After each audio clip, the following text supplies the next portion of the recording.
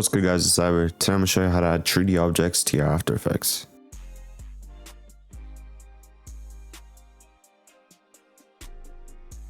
Before I start off, I want to let you guys know that I do have free preset packs in my Discord, so make sure to go check that out. And also check out my website, link down in the description.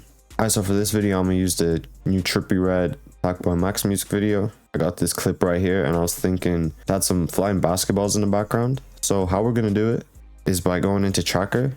We're going to go to the start of the clip and just track the camera. Alright, once we have that done, we're just going to go and press create camera.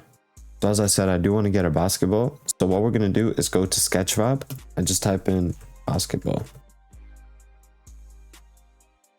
They have a lot of free ones here, so we're just going to find the one that's free. We can use this ball right here. And make sure when you're downloading the model right here to download the GLB. Alright, so now that we dragged it in, we're going to make it comp size so it just scales in with the video. And there you can see we have it right here. So the ball's already tracked to the camera, as you can see. What we're going to do is just add a little spin to it. The way we do this is just by going into our transform, going into our orientation. We go to the end of the clip and just spin it. Alright, so now we can position the ball to where we want. We're just going to scale it down and probably just throw it up here. What I want to do is put it behind them. So I'm going to rotoscope them after I position the ball. Probably back here. Let's see how it looks. Alright, so you can see it kind of jitters around. Alright, the way we can fix this jitterness is just by removing some of the keyframes. So I'm just going to grab a few keyframes and just delete it. So you can see it does get smoother, but then again it does track again weirdly. So we can just delete more. We could really just get the first and last keyframes. It depends on your clip, of course, but this one doesn't have an insane amount of movement, so it's kind of alright. And I do want the ball to go from the right side to the left. So I'm going to position it, go to the start keyframe it, and go to the end and bring it to the left side. Alright, something like that. So if you want to like curve up, what we do is just go bring this up. And then we're going to go up to our pen tool and select the vertex tool. We're going to pick this point right here. And as you can see, the line did get smoother. And we can just mess around with it by pulling these two. So let's go back and check it. There, that's nicer. Maybe we can drop the ball down a bit lower. Smoothing out that line. Alright, cool. Now what I want to do is just put it behind them. This is really easy to do. We'll just duplicate the bottom layer, bring it up. And we're just going to rotoscope.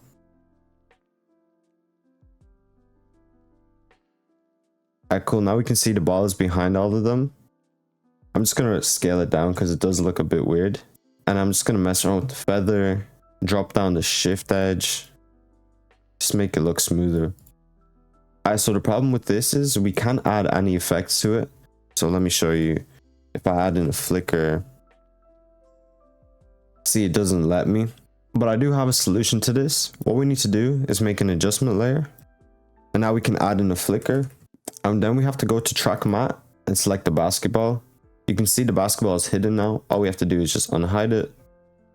Turn up our flicker just so we can see it. And there you go. And also make sure to bring the adjustment layer below the first rotoscope. Alright, so what I recommend is to always add in the Gaussian blur.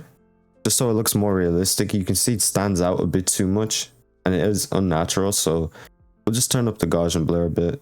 Something like this is cool. Alright, that looks cool. We can also mess around with the brightness of it.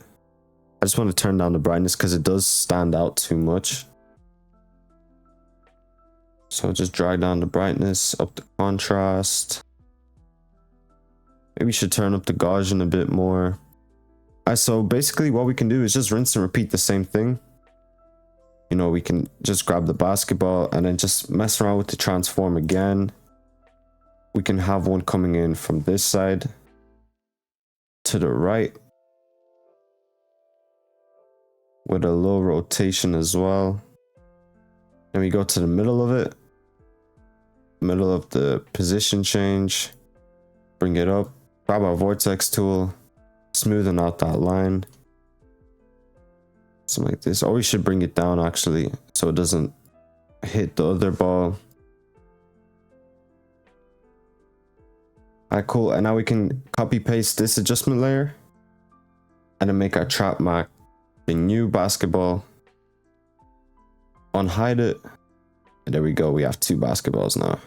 Alright, so that's mostly it for the effect. I also recommend adding in a drop shadow. I feel like for this clip it won't look too good, but you could definitely try it out as well. Alright, so thank you guys for watching. If y'all messed with this video, let me know. Make sure to join down my Discord. I got a free preset pack down there, and I'll see you in the next one.